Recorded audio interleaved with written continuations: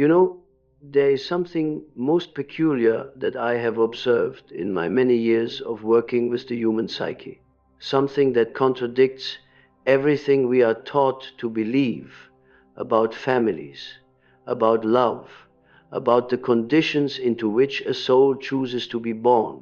We are told that children who possess unusual sensitivity, those who seem to carry an old wisdom in their young eyes, surely they must come from homes filled with understanding and nurturing. Surely they must be the products of enlightened parents who recognize and cultivate such gifts. But this is not what I have found, not at all. In my practice, sitting across from countless individuals who carry within them a profound spiritual awareness, who seem to perceive dimensions of reality that others cannot see, I have discovered something that initially troubled me deeply. These souls, these awakened beings, they do not emerge from gardens of tranquility. They do not spring forth from families where consciousness is celebrated and inner development encouraged. No, they come from the very opposite. They are born into chaos. They arrive in homes where dysfunction reigns, where unconsciousness runs so deep it has become a way of life. They find themselves as children in environments that seem designed to crush the very sensitivity they carry, to extinguish the very light they have brought into this world. And this presents us with a most profound mystery. Why would the psyche, in its infinite wisdom, choose such circumstances? Why would a soul destined for awakening deliberately select the most challenging, the most toxic conditions in which to begin its journey? This question haunted me for years, until I began to understand something fundamental about the nature of consciousness itself. You see, consciousness is not a gentle thing. It is not something that develops in comfort and ease. Consciousness is forged in the fires of necessity. It emerges when it must, when the alternative is spiritual death.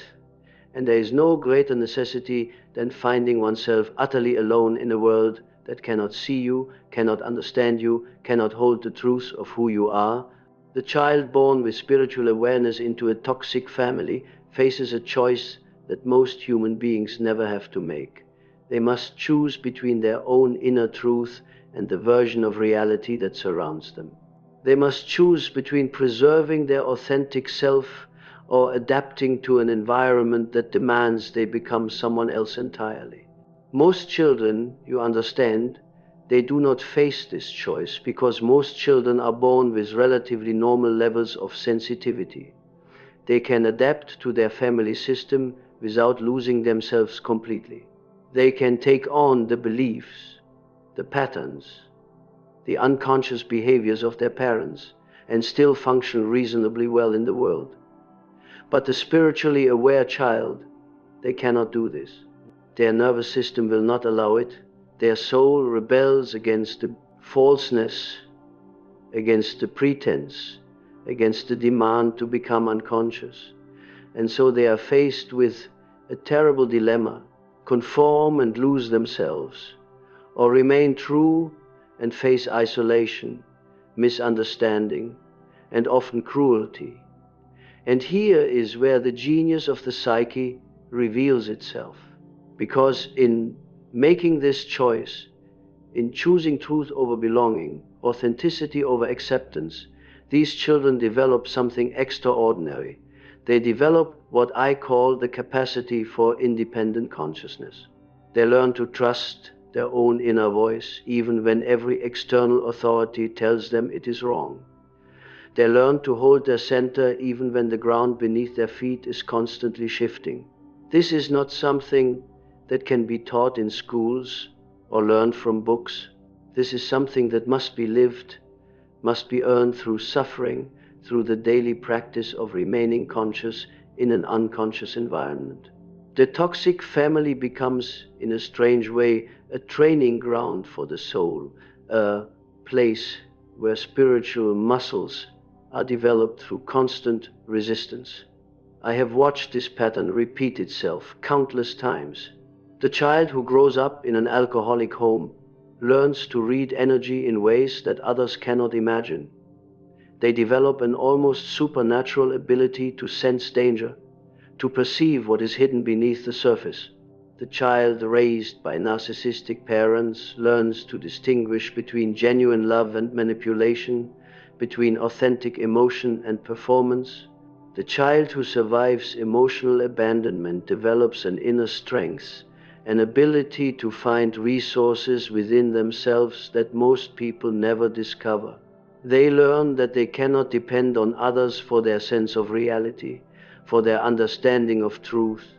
They are forced to develop their own relationship with the divine, their own connection to something larger than the dysfunction that surrounds them. But let me be very clear about something. I am not suggesting that toxic families are good or that childhood trauma should be celebrated.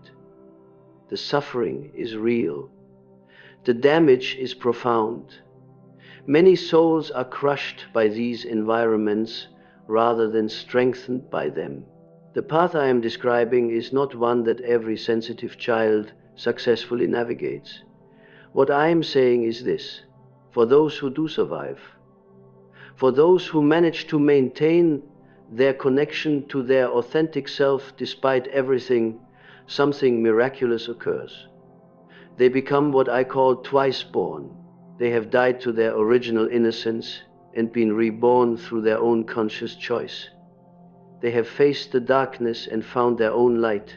And this light, this consciousness that has been forged in such difficult circumstances, it carries a quality that cannot be found anywhere else. It carries the wisdom of someone who has seen through illusion, who has touched the depths of human unconsciousness and chosen consciousness anyway. It carries the compassion of someone who understands suffering not as a theory but as a lived experience. These individuals, when they finally emerge from their families of origin, when they finally break free from the patterns that sought to define them, they carry within them something precious. They carry the capacity to see clearly in situations where others are blind. They can recognize dysfunction because they have lived it. They can spot manipulation because they have survived it. They can offer genuine healing because they know what real wounds feel like. This is why, you understand, these souls often find themselves drawn to healing professions, to the arts, to spiritual practices that others might consider strange or unnecessary. They are not doing this out of mere preference. They are responding to an inner imperative, a calling that emerges from the depths of their own transformation. But here is where the mystery deepens further still. For you see, it is not enough that these individuals have survived their families. It is not enough that they have maintained their authenticity in the face of such opposition. There is another layer to this puzzle, another dimension that reveals the true genius of the psyche's design. These awakened souls, having been forged in the fires of family dysfunction, they carry within them something that I have come to recognize as absolutely essential for the healing of our collective wound. They carry the memory of what it feels like to be unconscious. They remember in their very bones what it was like to live in that darkness, to be surrounded by it, to almost succumb to it. This is not theoretical knowledge for them. This is lived experience. When they encounter someone who is lost in their own unconscious patterns, someone who is trapped in the very behaviors that once threatened to destroy them, they do not respond with judgment or superiority. They respond with recognition. They see themselves as they once were or as they could have become, and this recognition, this deep understanding of the unconscious mind from the inside, it gives them a capacity for healing that cannot be acquired any other way. They can speak the language of the wounded because they have been wounded. They can navigate the labyrinth of the psyche because they have been lost in that same labyrinth themselves. I have observed this phenomenon countless times in my work. The most effective healers, the most gifted therapists, the individuals who can truly reach into the darkness and pull others towards the light, they almost invariably come from backgrounds that would seem to disqualify them from such work. They come from addiction, from abuse, from profound dysfunction. Yet it is precisely this background that makes them so capable of reaching others. You see, the psyche has its own logic, its own wisdom that often contradicts our conscious understanding of how things should work. We think that healthy people create healthy environments. And perhaps this is true to some extent. But we fail to understand that sometimes the psyche requires an entirely different kind of training, a different kind of preparation for the work it is meant to do. The soul that is destined to become a healer must first understand illness. The consciousness that is meant to bring light into dark places must first know what that darkness feels like from within. The individual who will guide others out of unconsciousness must first have fought their own way out of that same unconsciousness. This is why the toxic family serves such a peculiar purpose in the development of spiritual awareness. It provides the raw material, the lived experience of unconsciousness that becomes, paradoxically, the foundation for consciousness. It offers the contrast, the darkness against which the light can define itself. But let me share with you something even more profound that I have discovered in my observations. These individuals, these twice-born souls who have emerged from toxic families, they often struggle with something that seems almost cruel in its irony. They struggle to believe that they deserve the very consciousness they have worked so hard to achieve. Having been told repeatedly in their formative years that their perceptions were wrong, that their sensitivity was a flaw, that their awareness was somehow dangerous or unwelcome, they often carry deep within them a kind of spiritual shame. They doubt their own insights even as those insights prove accurate again and again. They question their right to trust themselves even though that trust has been their salvation. This internal conflict, this war between their hard-won wisdom and their conditioned self-doubt, it becomes another layer of their spiritual work. They must not only develop consciousness, they must also learn to honor it, to trust it, to allow it to guide them without constantly second-guessing themselves. And here is where the true mystery reveals itself most clearly.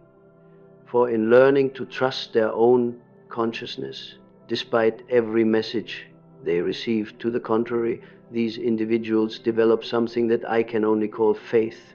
Not faith in some external authority, not faith in dogma or doctrine, but faith in the deeper intelligence that moves through all things, the same intelligence that guided them to choose consciousness over comfort, truth over belonging.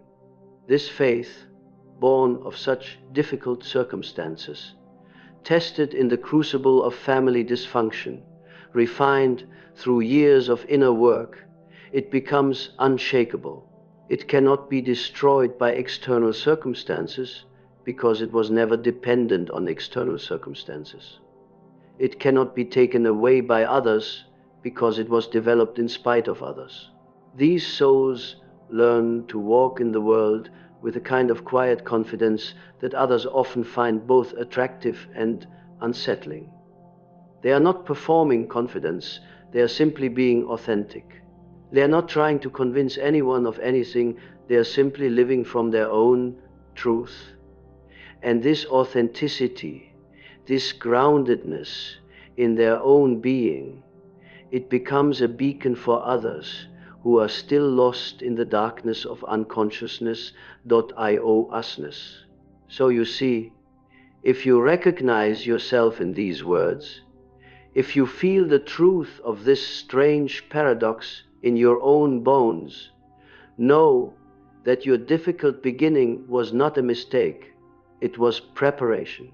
Your family's unconsciousness was not your curse, but your teacher. And the light you carry now, forged in such darkness, is exactly what this sleeping world needs to find its way home.